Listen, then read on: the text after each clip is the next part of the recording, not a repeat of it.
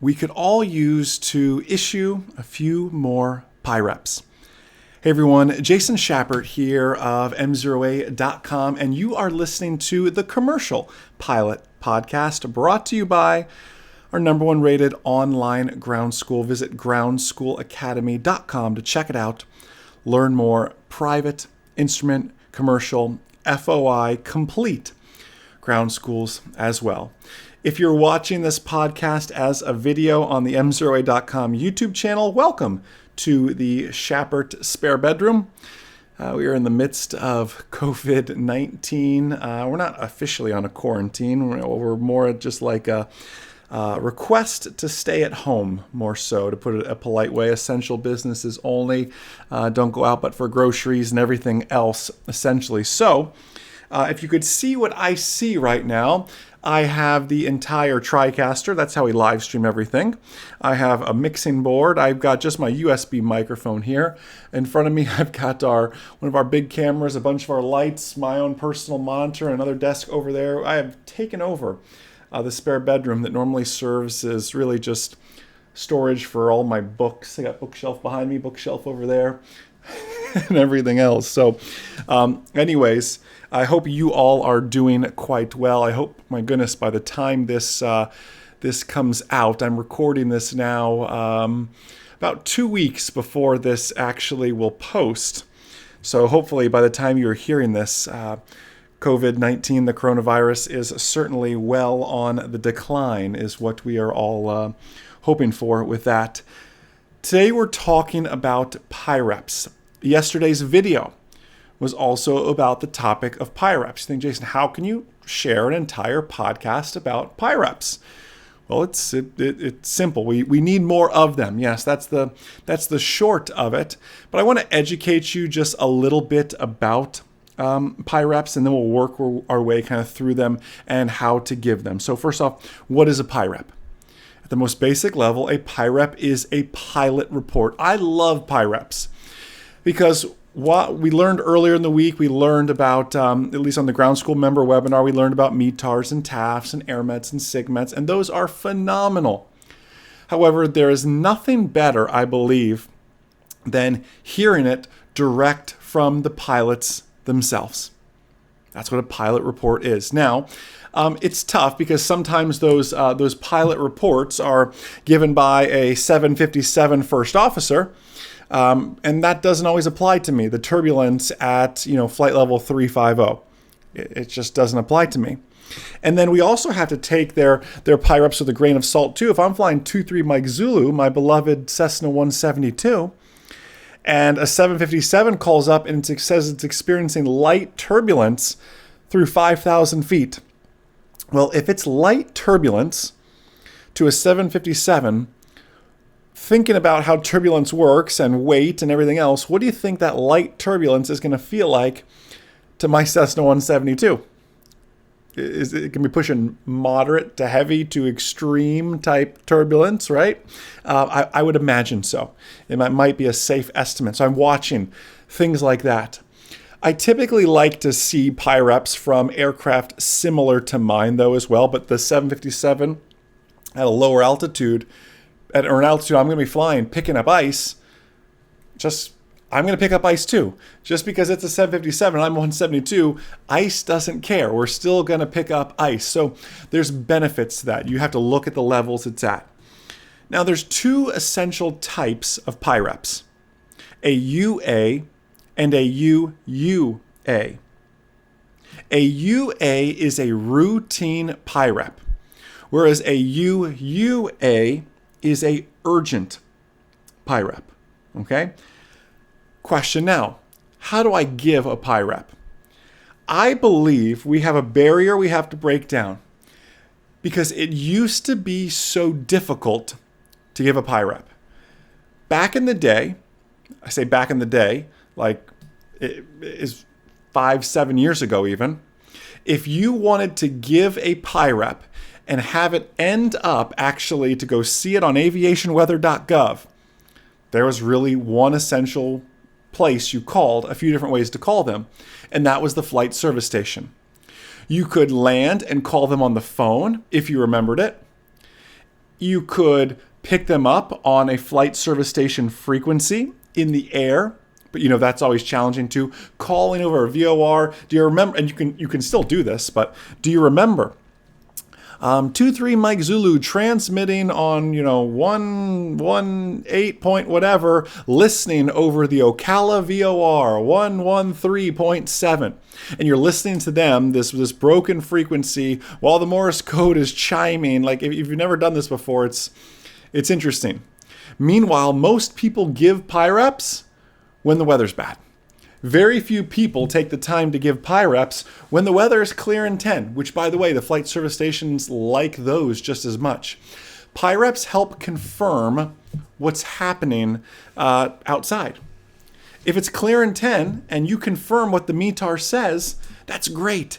It's another way for myself going in. METAR says it's clear and 10. Forecast says it's going to stay that way. A pilot in a 172 just said it's clear and 10. Check, check, check. It's going to be clear in 10. There's a pretty darn good chance, right? Pressure's rising, whatever it may be. There's a pretty good chance it's going to stay that way. Be a great day to go flying. METAR says the winds are calm. A PIREP calls up and says they encountered wind shear on final at the same airport. I'm going to approach that with a little more concern. When I'm pre-flight, I'm going to look at the windsock and go, that windsock is not showing calm. I think the pilot in that pilot report, that PIREP, was onto something. Do you see where I'm getting? So they can contradict the textual weather as well. They can reinforce the textual weather. I was sharing how do we share our PIREPs, though, and sharing how most people only share it when the weather's bad. And I believe that's a limitation of why we didn't get as many PIREPs. One, we only gave them when the weather was bad. And you could have always given it if the weather's good, and you still can and should. However, people tended to only give PIREPs when the weather was bad, and previously it was very difficult to give PIREPs because you'd have to call the flight service station, listen over the VOR if they didn't have a direct frequency, whatever that may be. I'm picking up ice, I'm getting bumped around. I don't have time to call the flight service station when all this other stuff is happening. Do you follow me when I say that? So we'd wait till we got on the ground, we'd call. Or what a lot of us did was we would just call the controller. Hey, I'm picking up ice and I'm in this area, and that's great. However, the controller's also busy. That pilot report would only live on that controller's desk. It wouldn't make it back to the flight service station. If I, 10 years ago, called up a controller and said, hey, I'm picking up light rime ice at 8,000 feet, he would alert other aircraft on his frequency and aircraft soon to be on his frequency once they came on his frequency flying in a similar area, that another 172 reported they were picking up light rime ice at 8,000 feet in the same area.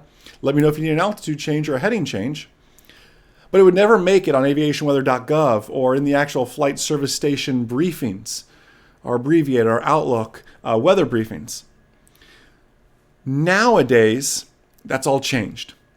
Nowadays, we can call up a controller, let them know we have a PIREP, and they'll not only take the PIREP, disseminate it to everybody else on that frequency. Most of them will hear you give it anyways. It will also now go to the flight service station, and you can go find it on aviationweather.gov or ForeFlight or wherever you're getting your PIREP data now. Now, the other fear is, well, Jason, I don't know what to say. What do they actually want? It's not much. Here's actually from the AIM, the contents of a PIREP. First off, what we just covered, UA or UUA. Well, let the controller decide if it's urgent or routine. OV, over, location of the PIREP. Do you need to give the controller the location? No, because they know exactly where you are. They know what altitude you're at. The time the PIREP was received from the pilot. You don't need to give them that either. They know that. They're talking to you right now. FL is the flight level. Unless you're climbing through an altitude, hey, I picked up light rime ice on my climb up to 9,000 feet. It was around 4,000 to 5,000 feet. About 5,000 feet, the ice stopped, or the turbulence stopped, or whatever the condition actually is. That's about the only time you tell them the altitude. Other than that, they're going to know what altitude you're at. Type. Aircraft type is next. TP if you're reading it on a PIREP. They know your aircraft type. You're in the system. You're on the IFR flight plan. You're on VFR flight following, whatever it may be. Here's the things they don't know that you can give them. The sky cover. Hey, it was an overcast layer from 7,000 to 10,000, but at 10,000 I'm on top. Temperature. a quick look at any G1000 has in the bottom left-hand corner, old 172s up on the air vent, whatever it may be, if you want to give them the temperature up there as well. If you have an air data computer that's doing some calculations for you, you can also give them the next one, which is our wind velocity. Hey, my G1000 is showing, or my Dynon is showing the winds from 360 at 18 knots. TB turbulence. It could be negative, it could be light, it could be moderate, it could be whatever it is. Icing. It could be negative, it could be light, it could be moderate, it could be rime, it could be clear. And then any additional remarks that you actually have. Think about it now this way. They already know where I am, the time. Typically, they're going to know the altitude unless it was through climbing and descent you encountered something. They know your aircraft type. All you have to tell them is what's the skies doing, temperature, winds, turbulence, icing. And not all of those apply. You may say, listen, I'm picking up ice in the clouds, which are here. The temperature is this. I don't care about winds and turbulence at that point. I just care about the icing conditions I'm actually encountering. So while this is a short commercial pilot podcast for this week, I want to encourage you. If you're out there flying, many of us still may be in shelter-in-place orders. When you get back flying, I want you to go out there and give a PIREP. If it's clear in 10, give a PIREP. If it's light turbulence, give a PIREP. Whatever it may be, I want you to go out there, find an excuse to fly, and issue a PIREP. I also want to challenge you to make sure you're listening to all the podcasts that MzeroA.com puts out. The private pilot podcast, the instrument pilot podcast, the commercial pilot podcast you're listening to here now, and hopefully your future certificates and ratings, the CFI, Certificated Flight Instructor podcast as well. Until then, again, thank you for all that you do for aviation. Stay safe out there. And most importantly, remember, the good pilot is always learning. Have a great day, guys. We'll see ya. Take a 2-week free trial of our online ground school and see why Aviation Consumer Magazine named it the top online ground school on the market. The first thing you'll notice is that we never teach to the test. We teach real-world skills that are going to keep you and your loved ones safe when you fly. Now, it's because of this real-world teaching, you'll pass your knowledge test and your check ride with flying colors.